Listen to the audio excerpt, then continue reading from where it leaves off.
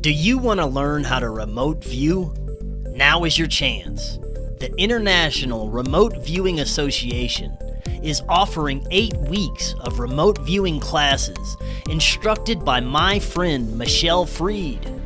Don't miss this once-in-a-lifetime opportunity, starting Saturday, September 3rd, 10 a.m. Pacific.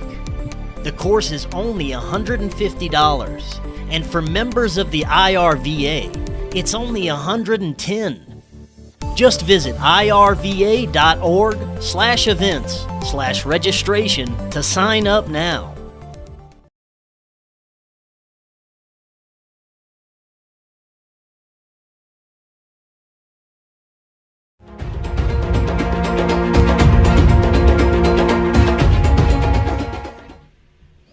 Welcome back to Forbidden Knowledge News. I'm your host, Chris Matthew. Tonight, my guest is Bruce Fenton. Before I bring him on, I want to tell you about My Patriot Supply. They are the experts in emergency preparedness. Right now, we're at an extremely critical time in our history, and it really wouldn't hurt to have an emergency food supply. You don't want to get caught unprepared, just in case anything happens in our crazy world right now. I have one, and I feel so much better. Right now, you can get $70 off a 2-week supply and $100 off a 4-week supply. They're awesome food.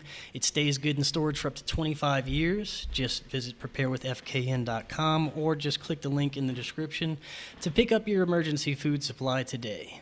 Also, subscribe to Forbidden Knowledge News on lbry.tv. It's our official backup channel. We also have a brand new show called Beyond Classified. It is exclusively on Rokfin. I talk about Rokfin all the time, an amazing new uncensored platform for free-thinking content creators and independent media. And finally, get your tickets to Forbidden Knowledge NewsCon 2021. It's coming up soon, April 2nd, 3rd, and 4th. We're going to have 12 amazing presenters, and the full 3-day conference is only $29.99. You can't beat that price. Go to the forbiddenknowledge.news, our website, to check out the lineup and pick up your tickets today. All those links are in the description. Today, I want to welcome back to the show Bruce Fenton. He is a data scientist currently researching the areas of technosignatures, genomic SETI, panspermia, and paleoanthropology. His research activities have been featured in the UK's Telegraph newspaper, Science Channel's Unexplained Files, and History's Ancient Aliens. He is the science feature editor for Earth's Ancient Podcasts and also a regular guest speaker on radio shows around the globe, and he has written several books. Bruce, welcome back. How are you doing today? Thank you so much for having me back. It's a pleasure. Absolutely. Yep. Yeah, I've been looking forward today. It's going to be a fascinating discussion based on what you sent me earlier. You're going to be presenting evidence of an ancient alien ship explosion. And we're going to see where that takes us with time permits, but I definitely want to get into that. But first, it's been a long time since you've been on. It's been over a year. Could you give the audience just a little bit more about yourself and your background and kind of what led you down this path that you're currently on?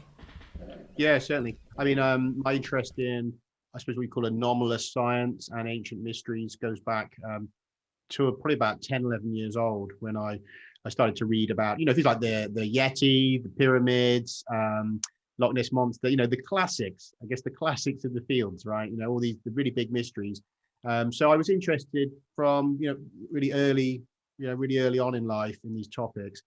And of course, that progressed with time as, went to uni and, had some time on my hands to look a bit deeper and reading, a bit more heavily in these areas. And started to understand that there was a whole wealth of strange science that we don't quite understand, from the psychic, paranormal, and as well as, in physics, that there's all sorts of mysteries that weren't resolved. So it's been, kind of a lifelong process of becoming exponentially more serious, in these topics, and leading on to where I am today, where, it's most of my time is spent researching or reading in related topics. So it's been, quite a journey. Yes, definitely. Now I want to get into the information you sent me earlier. I guess we should start with the backstory behind this crash ship. Mm-hmm. Yeah, absolutely. I mean, if some people may be aware, but back in June last year, I had a new book come out, which is Exogenesis, Hybrid Humans, a scientific history of genetic modification. And that is basically expanded and improved kind of book based around the information from the other book, Hybrid Humans, that my wife and I kind of published a year before. And so it's a kind of a deeper dive into the topic. So I mean, anyone that's obviously read that book, Hybrid Humans, would have some idea, but Exogenesis is kind of expanded. There's a lot more detail in there. So I've also had a short documentary that we created, which is on Amazon Prime, if people want to see that, on the same topic. I think that's actually called 780,000 BC. Something I can't remember the name of the documentary, but I can always give you the link to that later. But so that's based around the same information, and of course I've been doing some radio shows and some writing on the topic. So since you've last seen me, that's kind of what I've been doing, and now it's got to a point where I realized that you can reach a certain segment of the population through books, YouTube's, Amazon videos, but if you want to tap into the kind of the scientific community and some elements, in the media, the mainstream media, I think you have to, in the end, dabble with writing papers that can go across for peer review, right? So that's what I'm working on now. So that's what's happened with the information. Now, for people that aren't familiar with what this information is, going back into, let me think, when was it? There was a book that came out in 2003 called Alturinga, When the First Ancestors Were Created, by an Australian lady called Valerie Barrow. Now, she details in that an encounter she had with an ancient artifact in Australia, an Aboriginal artifact called a Chiringa. Chiringas have a really interesting history, and people can go in and have a look at some of the information online about them. There's some good academic papers as well on them from anthropologists. That essentially they're considered to be like a sort of stone receptacle holding the consciousness of what's called an Alturinga being, like a creation being, and that these are also containers of of immense wisdom, very sacred. They're kept away from the general population, looked after by high elders, essentially what we think of as kind of shamanic elders, and would only come out for ceremonial purposes and only be handled by those elders that are considered to be able to safely interact with these. So they have a really interesting lore around them that makes them already sound like something like an alien artifact, what we'd think of as an alien artifact. From an Aboriginal point of view, a spiritual object, sacred object. But obviously it's all relative terms. If we were to look at it from a Western view, we'd be thinking probably in terms of a technology, right? You've got an object which somehow holds information, which has a consciousness, which we'd think of something like an AI, possibly. Now, that story really stuck out to me, that when she kind of, some of the elements, she doesn't go there with saying what it is, but I realized it had so many elements in common with what's called a Bracewell probe. Now, if anyone's not familiar with that, essentially there was a scientist called Ronald Bracewell who theorized that if there was an advanced extraterrestrials out there, they might develop their own SETI, kind of search for extraterrestrial intelligence programs, in which they would use probes to explore the galaxy. Now, obviously, that's kind of where we're going. We've got Starshot and Yuri Milner, is funding all these probes to go out. They're going to send some in the next few years. So we know it's a kind of a logical direction for a SETI program to go down, right? So they theorized that any advanced extraterrestrials could do that. They could send out probes all around the Milky Way, and in fact, within about 1 million years, you could have probes to anywhere in the Milky Way, even at subluminal speeds. You don't need to have warp drives even to do this, right? You just need to be a long-lived species and have some time to do this.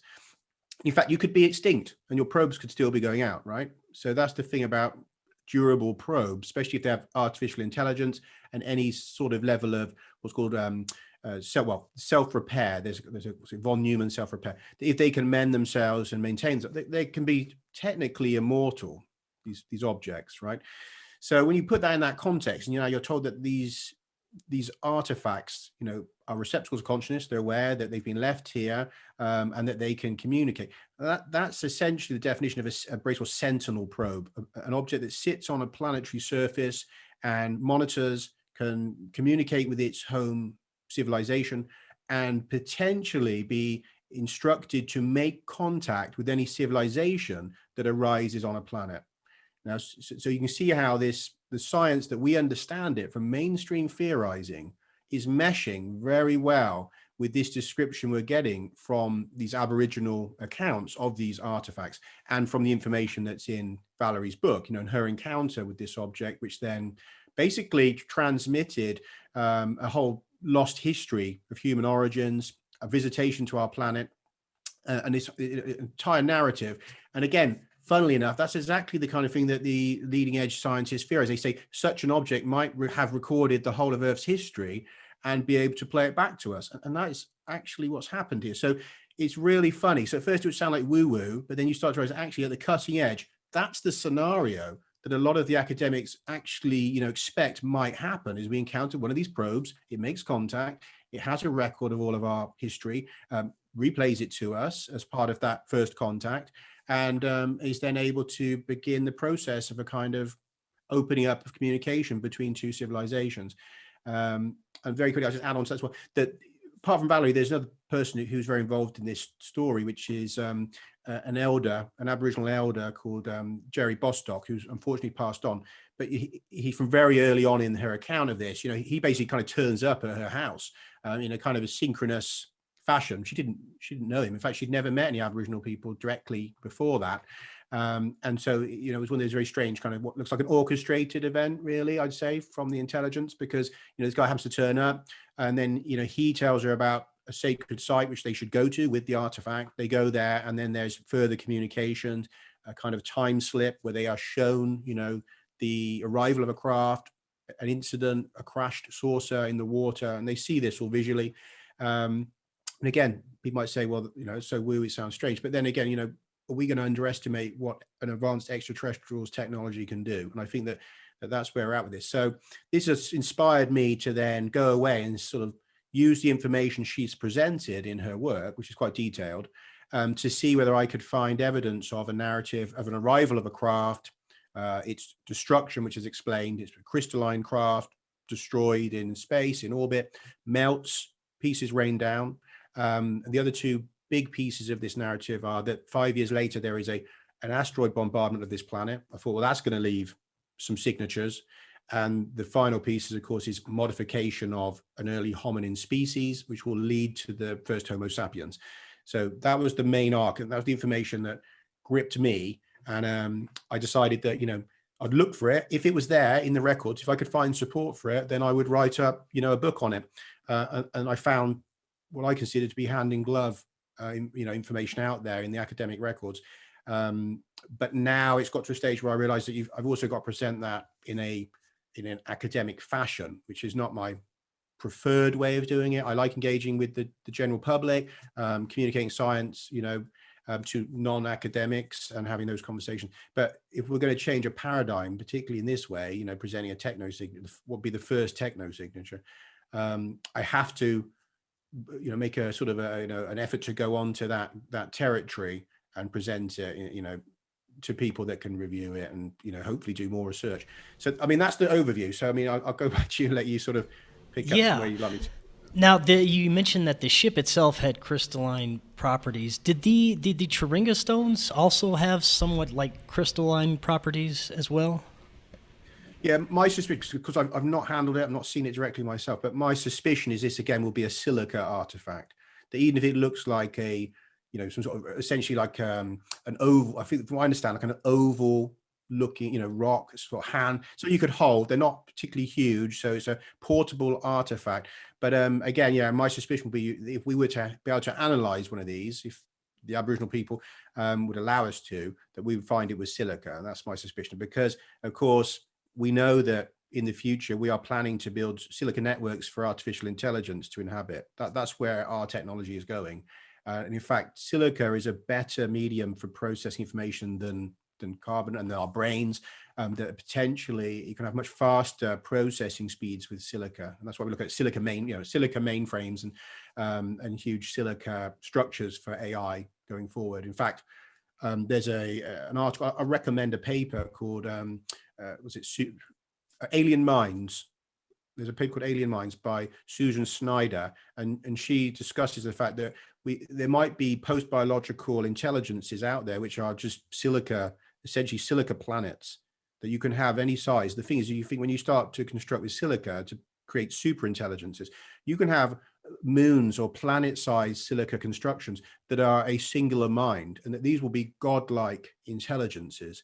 And of course, you could have smaller probes and stuff which are also inhabited by AI that are silica, and that these things may be everywhere. And in fact, you know, sometimes when we look out into space and we see a moon or a planet, we don't know if that's not a life form. I mean, we're starting to get to the point where we're realizing that how little we've known until we've hit this level of technology, where we're starting to realize the likelihood that most civilizations will either have created advanced AI and have it alongside them, you know, using technologies to help them, or have merged with it, essentially be cybernetic beings, you know, using all sorts of implants, or will have gone extinct and been replaced by their AI creations, and that most alien civilizations are likely to be either AI or living alongside AI. So that there's a huge chance that our first encounters with extraterrestrials directly will be with some kind of AI probes, you know, some kind of intermediary or remnant of a civilization.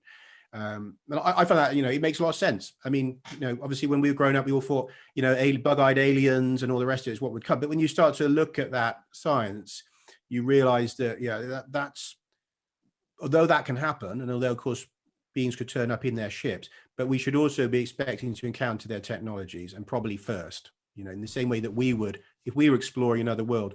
We probably don't set foot on it before we've let our technologies check it out, right? And I think that's very sensible. Yeah, that would make a lot of sense.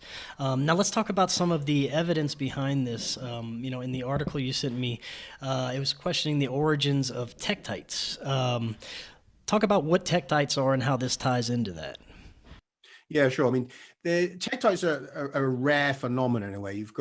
They're a kind of melt glass, a highly silica melt glass, usually around 75% silica, a lot of aluminium in them, sometimes around 10% aluminium, and then a whole slew of other components, metals and chemicals. They're particularly interesting because there's only 5 major what's called strewn fields, which is you know, a collection of tektites of the same type within an area, a cluster.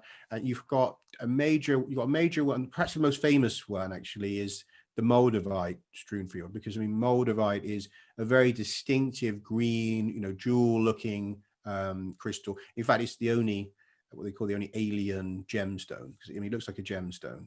And moldavites have been for a long time in sort of spiritual realms have been considered to have unusual effects on people that hold them, and they have a whole lore. In fact, they've been associated with the Ark of the not with the Ark, with the Grail. That it's theorized that the Grail was actually made from moldavite, because it was supposed to be in some tellings of the Grail legends it's a green stone, and in others it's a cup made of green stone. And this green stone is theorized to be moldavite. And in fact, moldavite artifacts were found alongside the Venus of, I can't remember which one, in Germany, this ancient, you know, the Venus statue, I can't remember the exact name, but obviously very famous. And it's about, I think, 30,000-year-old statue. And alongside that, in the same dig, they found moldavite knives and stuff. So moldavite's been revered by humans for a very long time, and is of great interest because first of all, it's a very striking stone, right? But also, you know, it has this space connection, which is interesting. Now, the other strewn fields, just going to go through, we have one in North America. In fact, there's arguably 2, because there's 2 types of tektite in North America, but they're associated with the same strewn field. There's one in West Africa, and another one in Central America that's fairly recently been kind of confirmed as a very small strewn field, about 30 kilometers across. And then the last one, which of course I'm most interested in, is the Australasian strewn field, which is absolutely enormous, which stretches for over 10,000 kilometers from Antarctica up to China. And so absolutely enormous. So you've only got, so the first thing you got there is you've only got 5 of these strewn fields. Now you think about history of Earth, you know, 4.5 billion years, we've only got 5. So straight away, you know, you're dealing with something unusual, something rather anomalous now with all of these strewn fields. I particularly focused on the Australasian one because of a range of anomalies that it has, but I'm also very aware that we should be rethinking all of them, because the current hypothesis is that they have been created in impacts from asteroids, and that these are ejecta from these events.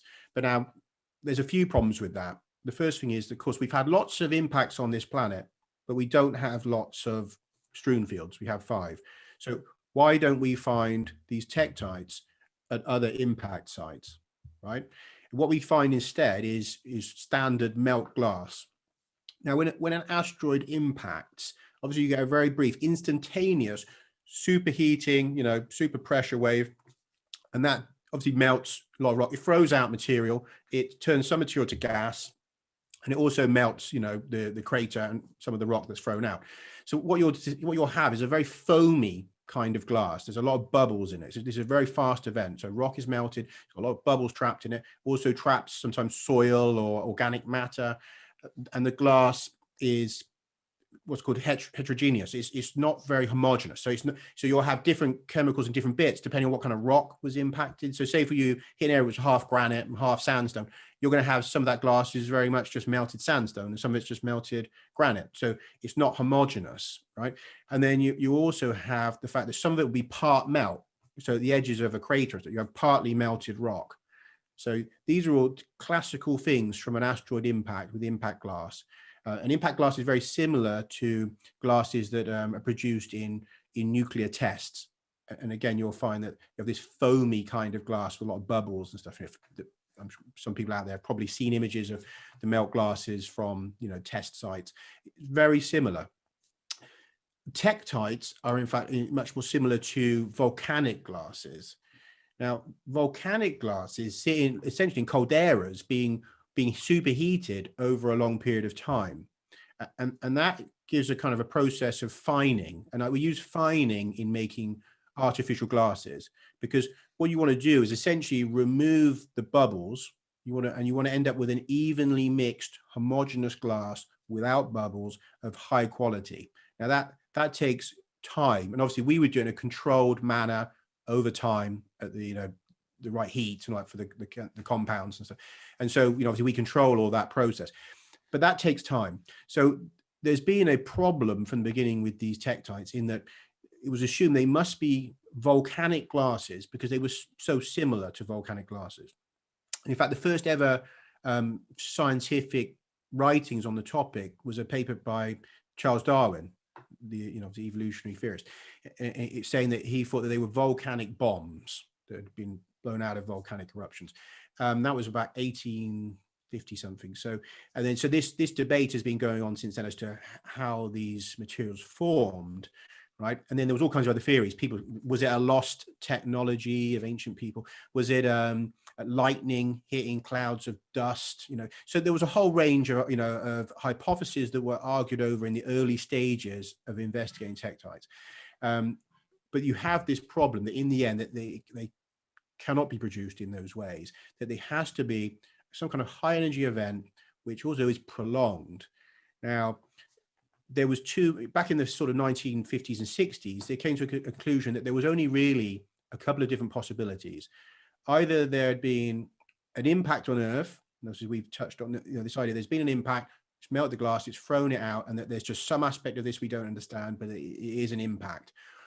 Or that there was an event on the moon where you've had some kind of impact where it's hit perhaps volcanic materials from lunar volcanoes, and that this material has then been sent across to Earth and has rained down, at different points in time, because these tektites are from different periods, very different periods, some millions of years older than others, right? So they assume maybe there've been a few of these events and that this material had rained down.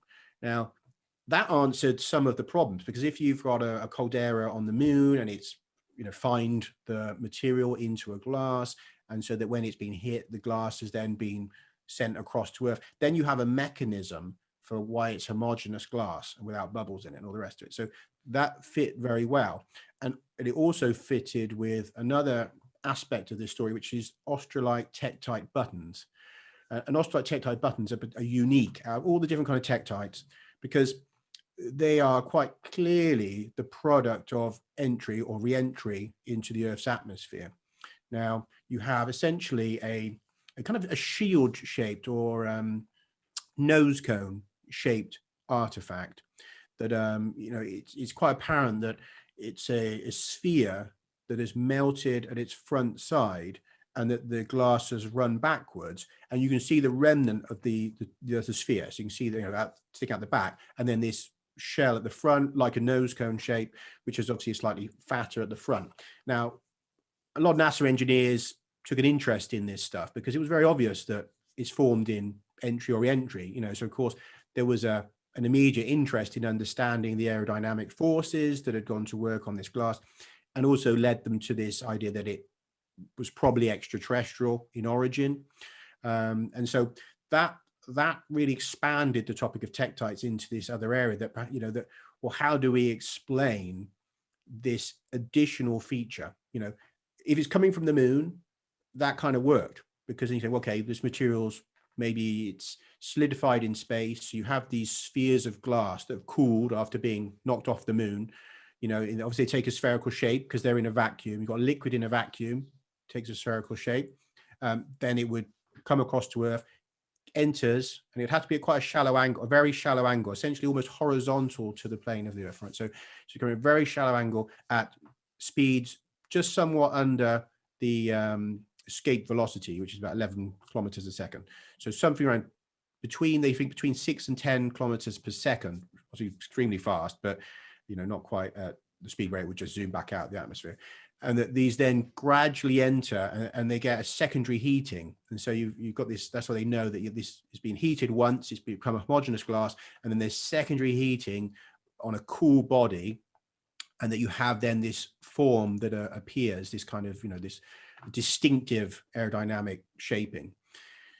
So this was an argument that went on for many years between mostly NASA engineers. Because I've gone through a lot of the papers on this topic, and you find that actually, most of the lunar origin hypothesis guys were NASA scientists, NASA engineers particularly. And then on the other side, you have the impact people, mostly kind of geologists, in universities, and chemists and people that took an interest as well, because it's it's a mystery that's gone on for over 150 years. So you can imagine all kinds of scientists have been involved with this over that time, and many wanting to make a name for themselves by solving an outstanding scientific mystery. So there's hundreds of papers on this. There's books, there's everything. But this argument between the two camps was essentially resolved when we got lunar samples back from the moon in the obviously in the original sort of lunar programs, brought back material. Analysis on that led to the conclusion that the surface of the moon had far less silica than they had expected, and other components of the rock as well were wrong, and it just couldn't be the source of tektites. And so that was kind of a bit of a death blow for the lunar hypothesis.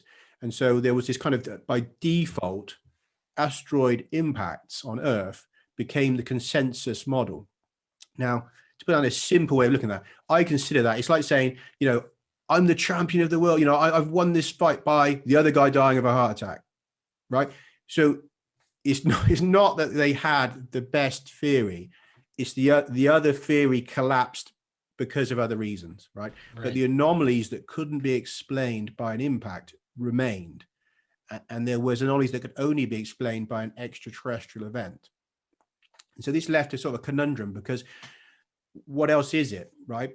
And there's a couple of problems here as well, that by looking at what's called there's data in terms of when energy in space essentially impacts objects, we get decay. We get isotopes and stuff that we know that roughly how long something's been in space. Okay, it's called cosmogenic radiation effects. And so what they found is that it appeared that this material couldn't have formed beyond the Earth-Moon system, because it would have had much higher levels of beryllium and aluminium-26 and stuff. So they kind of knew that, well, it's kind of limited, or it's arrived here in a larger body, which has been broken up, and then the surface beryllium and aluminium has kind of dissipated into this mix. But again, that starts pointing to an unusual body anyway. But so the assumption was, well, we can only be lunar material or Earth material. Earth material is one. So there was never an attempt to say, well, is there another hypothesis here that could explain all of the anomalies, right? And now, I'm not going to say that because of any particular bias. I think there's just that's, it didn't occur to people back then what else it could be, really. I think that's one of the problems. I mean, before I go on a bit, I mean, I don't know if you want to just to check anything there if it didn't make sense or if I missed any.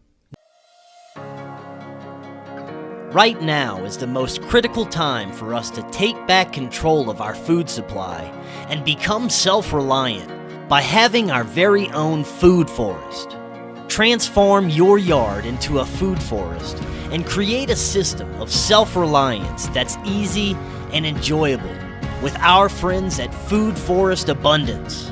No matter where you're starting from, you can become more self-reliant. You can take your self-reliance to the next level by becoming a producer of your own food through growing and foraging. Learn how to turn your property into an income-producing source of economic self-reliance. If you're ready to go off-grid, click the link in the description and use coupon code FORBIDDEN for discounts on your very own food forest with Food Forest Abundance. No, that sounds great. If you have anything else to add before we move on, definitely. Sure. So they had this, so obviously this had this kind of collapse in the one side of the theory, but there's all these things that remain. I mean, not only do you have this fining, obviously, of the glass, and also, of course, you have this, this isotope data. We know, and then we have this shaping of these buttons that suggest extraterrestrial arrival. But also, I mean, even looking at the Australasian strewn field, I mean, it's, again, people can freely find this. It's on Wikipedia and elsewhere. I mean, I have images, which, those I can supply to you, which basically is an absolutely enormous. I mean, I don't know. I can possibly try and share a screen if you want, if I can show a picture, if you like. Yeah, sure. Give me 1 second so I can allow you to share here. Okay, you should be good. Okay. All right, I'll try that. Just to show one image. Let's see if it share. Right, can you see that? Yes. Right, so it gives people an idea. I mean, we're talking about an absolutely enormous area here, and you basically got material in Southeast Asia. There's a particular type of Australasian tektite called Muang Nong tektites. Now, this is a layered tektites, where instead of having these, well, I'll show you in a minute what the others look like. Instead of having sort of small spheres and dumbbell shapes and teardrop shapes, which are kind of classical, both ejector and in terms of, aerial explosions or anything like that, you have certain shapes that will form. But what we have in Southeast Asia, in Laos, is Muang Nong is completely unlike that. Is kind of almost chunks of material up to, I think, 25 kilos, and in a kind of strange layering. Now that's just in that area. Then you have, of course, the other, I would say, the button tektites, which are mostly found across southern Australia, in fact, nearly entirely. There are some in parts of Southeast Asia as well, but not in the rest of the field. So you've got these kind of button shapes up here, button shapes down here, and then you have the Muang Nong here. And then you have micro tektites, which are less than a millimeter across. And those are mostly out in these side bits. We've got the oceans going out to Madagascar and out beyond Australasia, and so you got these, and also down in Antarctica, which is, it's considered really be the end of the strewn field, because the microtektites in Antarctica suggest that they have been heated longer than any of the other pieces that have been found. So that they appear to be the end of the strewn field. So the way I look at it is we most likely have an explosive event somewhere around here, and that we have then microtektites, which end up propelled all the way down to here, but also these button tektites, which are skipping along the top of the atmosphere, almost horizontal to the plane, and that they are melting as they come in. So then they fall down across South Australia and go the other way as well. So we have some explosion around here. So some of them are bouncing to the north, some are propelled to the south as this object explodes. And then we have obviously micro tektites, which are blown all the way out on these sides here. An absolutely enormous event, straight away, I think it's striking in that you think, well, what kind of impact could propel material so far? Now, and consider that the current hypothesis of an impact suggests something hitting somewhere in Southeast Asia. Now, if you think about it, how on earth is that going to propel anything all the way down to southern Australia? I mean, when you look at impacts, technically you should see stuff that is blown about 400 to 1,000 kilometers at the most, right? I'll just quickly show as well here, just for anyone who's not familiar what these tektites look like, that you can see you have obviously a very classic kind of nose cone shape. And additionally, obviously this one on the left shows you that these are like highly, well, they look crystalline, but in fact they have no crystals in them, but they're obviously very glassy. They're a translucent glass. You know, it's very apparent what they are. Now, if I will close that, if I can, I will end screen share so we can go back. Let me see. It'll just make sure I know what I'm doing. Is it a simple process? I'm not, it's the first time I've ever done screen share, so bear with me. Yeah, okay, if you end it there, yeah. Okay, great. So just gives people an idea what these button text look like and this strewn field. So we have this massive distribution, absolutely enormous, right? In fact, it covers something like 20% of the Earth's surface has Australasian tektite on it. And completely unlike the other strewn fields, which are relatively condensed and fairly small. I mean, they're large, but, you know, compared to that, all four of them and more would fit into it. So we have all these anomalies, and then we have this argument going on, you know, as to how exactly can this happen? How does material get thrown so far? And nobody's been able to come up with the energy to do this in the physics of this. The other idea they came up with was perhaps that there was a gas that was pushed up into the atmosphere and burst through into the upper atmosphere, carried material up there, and then it was carried almost, you know, along, you know, distributed almost in the winds, almost, you know, carried in the upper atmosphere and raining down. Well, that works for a gas and for dust. It doesn't work for chunks of glass because they would fall very quickly after such an event, and they shouldn't even get up that high. So if you look at the way, again, I'm reading the papers on this, suggests any larger material should fall down long before it gets to the upper atmosphere. It should just be gas and dust up there, right? So if this theory doesn't work, and we know that explosive kind of energy should only propel it for a few hundred kilometers, how on earth does it get 10,000 kilometers away, right? So that's been one of the stumbling blocks on the whole theory, is that, you know, even if you want to accept an asteroid impact, you have these problems in the laws of physics that we just do not have a way for an impact to propel materials so far, not material of this type.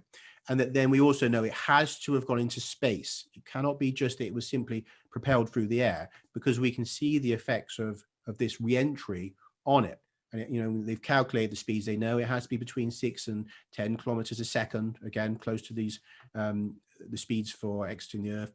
And on top of that, we can see, you know, that there's, because of the way it's shaped and melted, it has to be these very shallow angles. So it has to really be in orbit, right? And that's the crux. And this is what a lot of the NASA engineers kind of got to. They said, well, look, if you want to explain this away as a terrestrial impact, you have some major problems. If, you know, first of all, you've got what's called Mohs law, which is a law on how bubbles and stuff move in liquids. So you've got a problem there. So because you've got this fining process, and we know that if you're going to say this has happened in an instantaneous event, it's breaking Mohs law. And that is a law that, you know, has been validated time and time again in physics.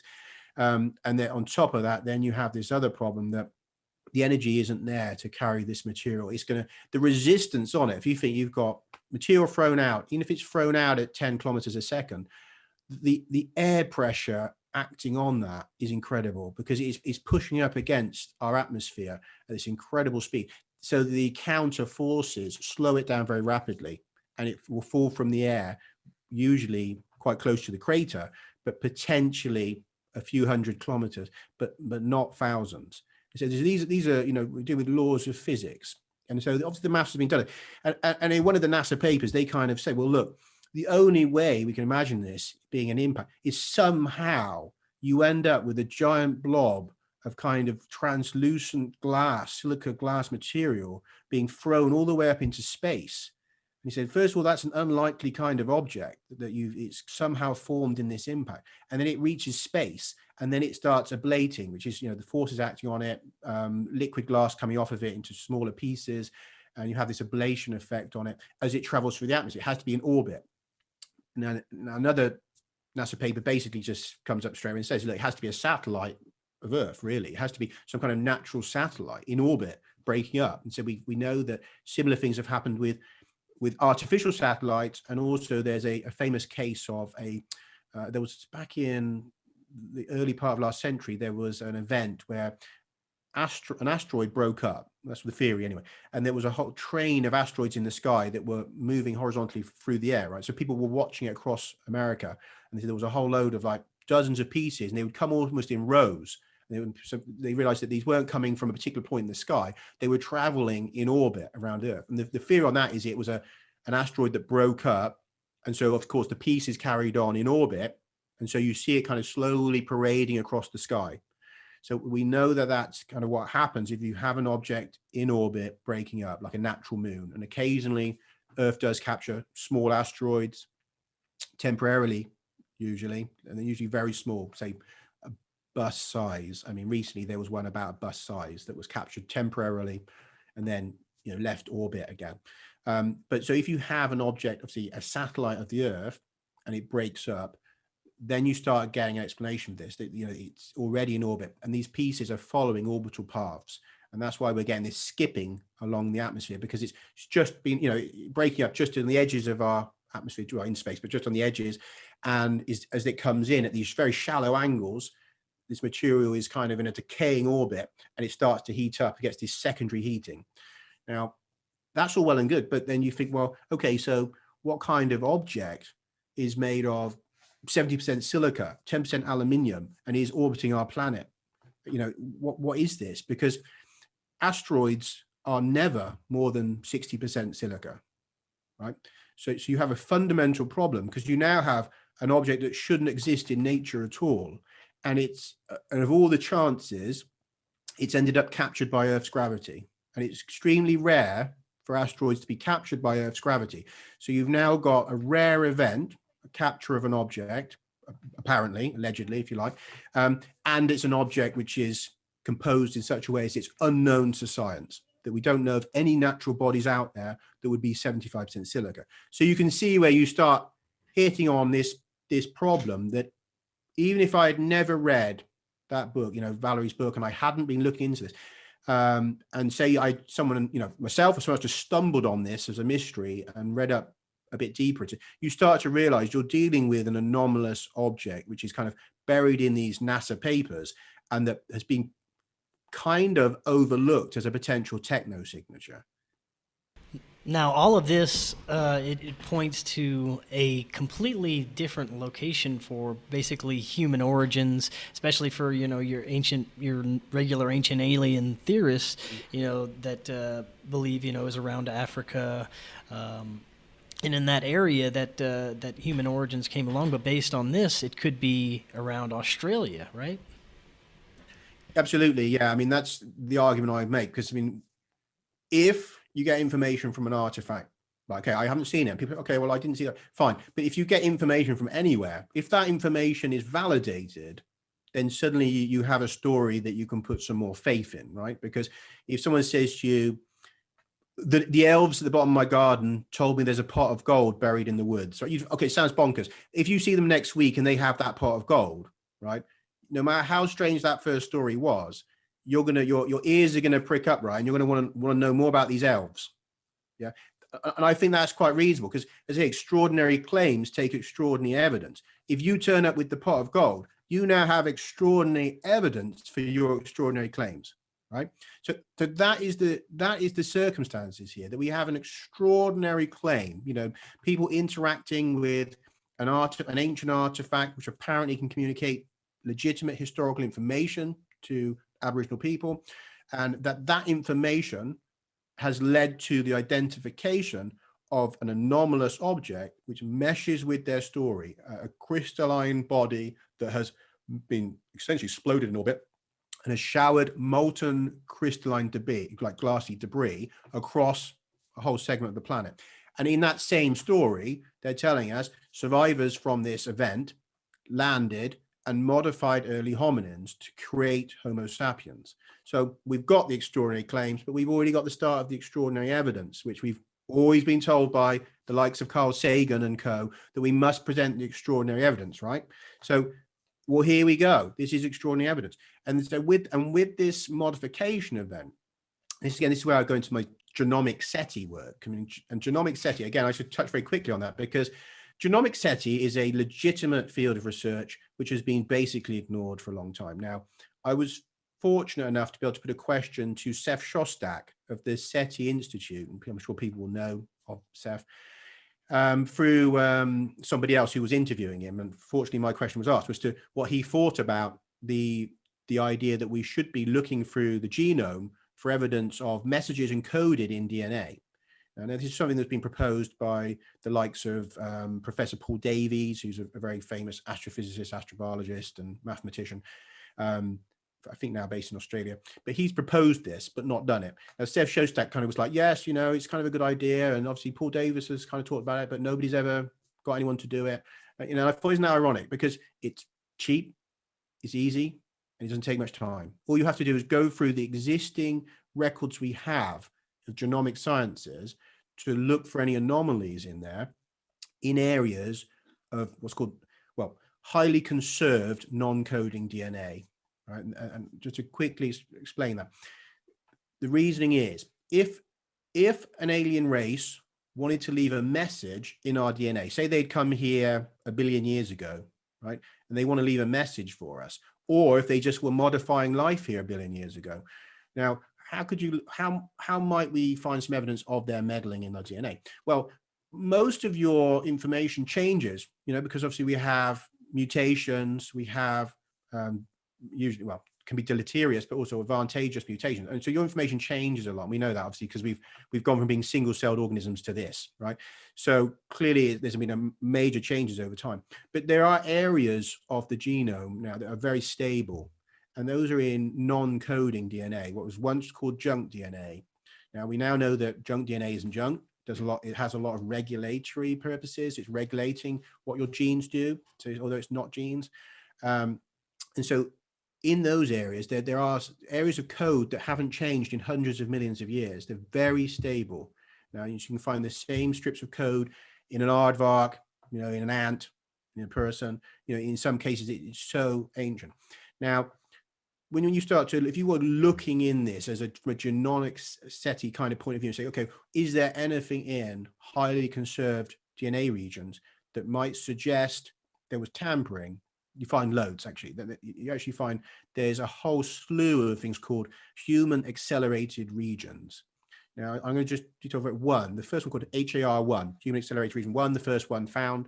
Now, essentially the same segment of 118 letters was looked at across humans, chimpanzees, chickens, right?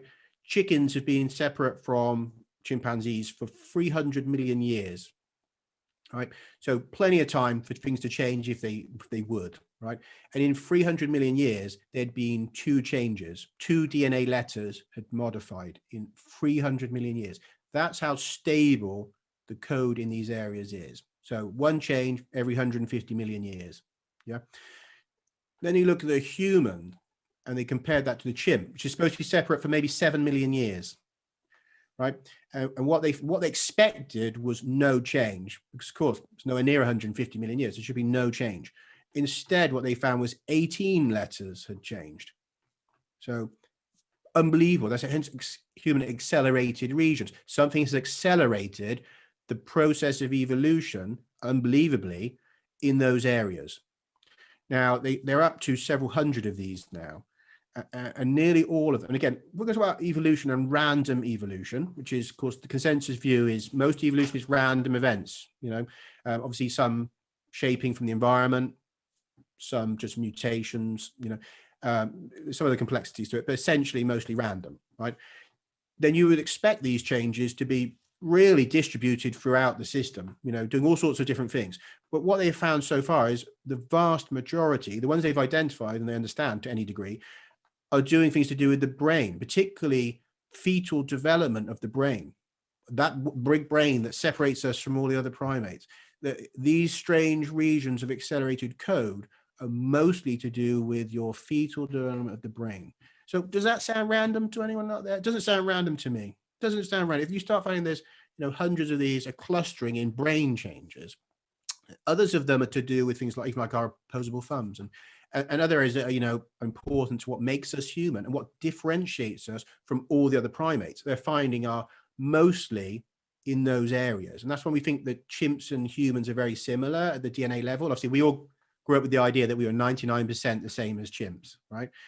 Now we know that's not true. That when you start looking at these regions, you realize actually we're very different from chimps in key areas. In fact, you don't need lots of different genes, because if you can modify these areas, which essentially control genetic expression, right, you can totally change what the being's like. Because if you can, say, change the gene that expresses how long your arm is, or how your eyes develop, or how big your head is, that those you don't need to add lots of new genes, right? Because you can control what those other genes are doing. You can turn them on, you can turn off genes, right?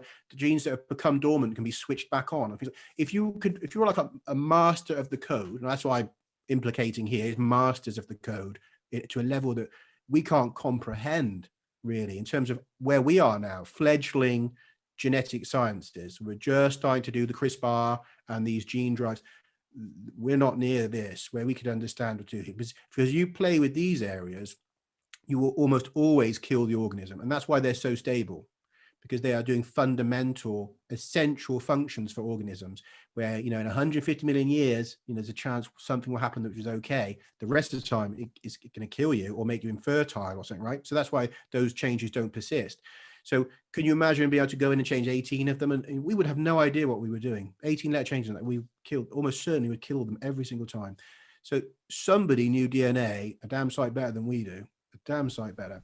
Right. It's almost playing the human being like a piano, like a sheet of music, and be able to play it, and turning, a Homo erectus or a Naledi or something into a Homo sapiens, and probably going further back, probably the same with the separation of primates to us. But I mean, I suspect that. I mean, I don't focus on that in the book, but again, I don't think this is a one-off event. I think things have been done in the past. But what we do find is that there's a cluster of changes around about the time when us, Neanderthals and Denisovans split away from super archaic hominins, and that's now calculated to be somewhere in the 600 to 800,000 years ago, right? And some of these major changes, particularly there's a chromosome 2 fusion event, which most people would have heard of. That's now been dated to close to 750 to 800,000 years ago as well.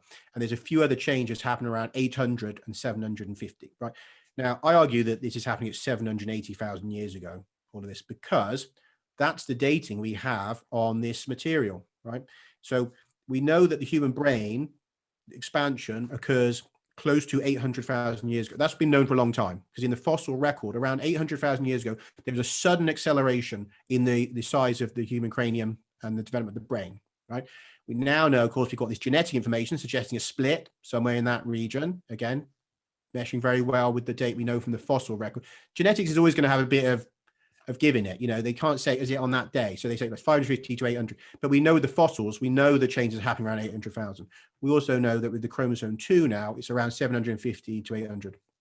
And then with these other changes, the implicated dates are in that spot, right? In the middle of the range is around that 780. So we know that these things are concentrating around that time, major changes in the human system. And then we also have the breakup of a strange object in our skies at that time.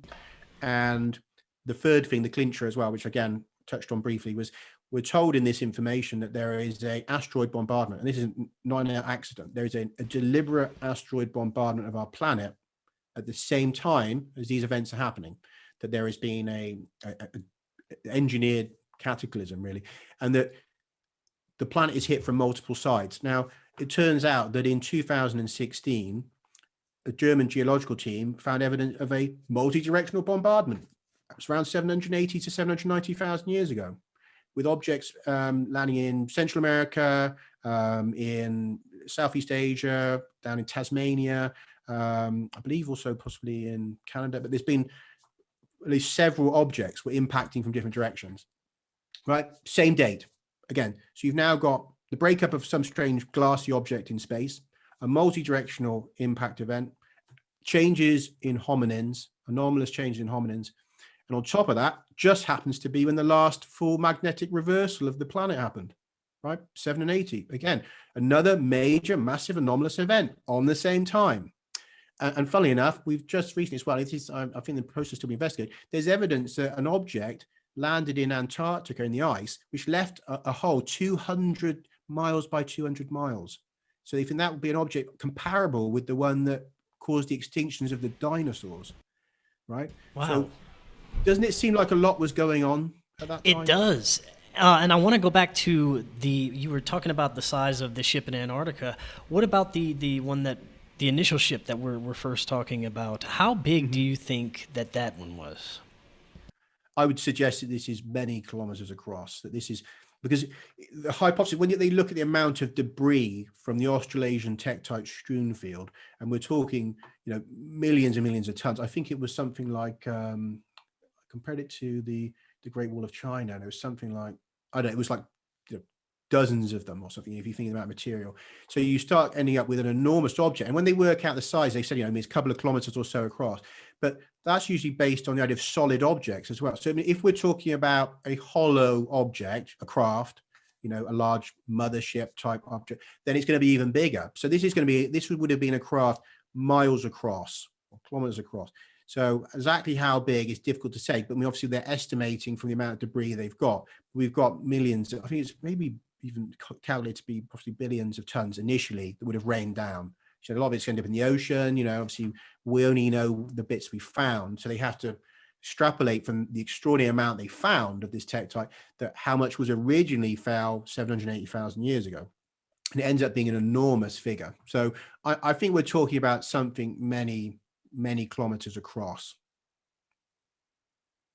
Now, we have a few minutes left. I want to get into your thoughts on what's happening right now when it comes to the mainstream media, even United States government, when it comes to UFOs. It seems like the past couple of years, it's just been building. We've been hearing more in the mainstream media about it. We've got these declassified documents coming out, and I just find it odd, the timing that this is all happening all of a sudden right now. And I'm wondering, what are your thoughts on it? Do you think it's some sort of preparation? Do you think they know something, that it's going to be inevitable that we're going to find something out soon? What do you think's going on there? Well, for a start, I find it impossible to believe that they don't know what I know. And if they know what I know, then I can see why they'd be very hesitant about progressing with their disclosure. Because, it's one thing to say, isn't it, that maybe we've detected, a being in space, that there's some signal of life out there, or even that, that there's some piece of debris on Mars. Even that would be quite, rocking the world, our understanding of things if we find an artifact on Mars. And again, many people would suggest that we have found artifacts on Mars, and obviously that NASA hasn't come out with that, which seems quite likely. But how do they go about the story of that not only are they here, but they've been here a long time, they've made us, right? And that's a big one. They've actually made us. What have they made us for, right? A whole load of questions start flowing out of that, where you can see, to see why they might not want to go on the TV tomorrow and say, hey, turns out we've been made by aliens. This is all some crazy alien experiment. They've been here, they've got mile-sized crafts, and so I think there's that. And obviously, you hear about accounts where people are seeing craft of many miles across, right? So again, of course, we're going into claims where we don't have much more than the odd grainy photo, but people are claiming objects many miles across, and here we are seeing evidence that in the past craft of many miles across have been here, and that so there is technology like that, like what people are seeing now. There's descriptions of saucer craft coming down from this original object, the survivors landing, doing this modification. Today we've seen saucer craft. DNA modification is being claimed by people, and in fact some science is coming out to suggest some of these contactees have changes in their DNA, right, which is being done by some very high profile scientists who've been looking at this, that encounters seem to be sometimes doing something to the brain and to DNA. So those technologies that are in that information, that seems to be happening today. So you can kind of see that the nervousness, I think we are going to get a very controlled disclosure, because the problem we have is that this destabilizes the top tier of our power structures and the hierarchy. So it's not that the average person is going to be so like, so scared. I don't think that's the problem. I think the problem is who stands to lose the most from saying, hey, there's something more powerful right here nearby.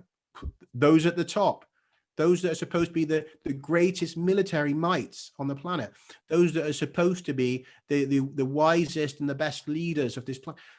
They'd be eclipsed in a second if there's a million-year-old intelligence hovering nearby, right?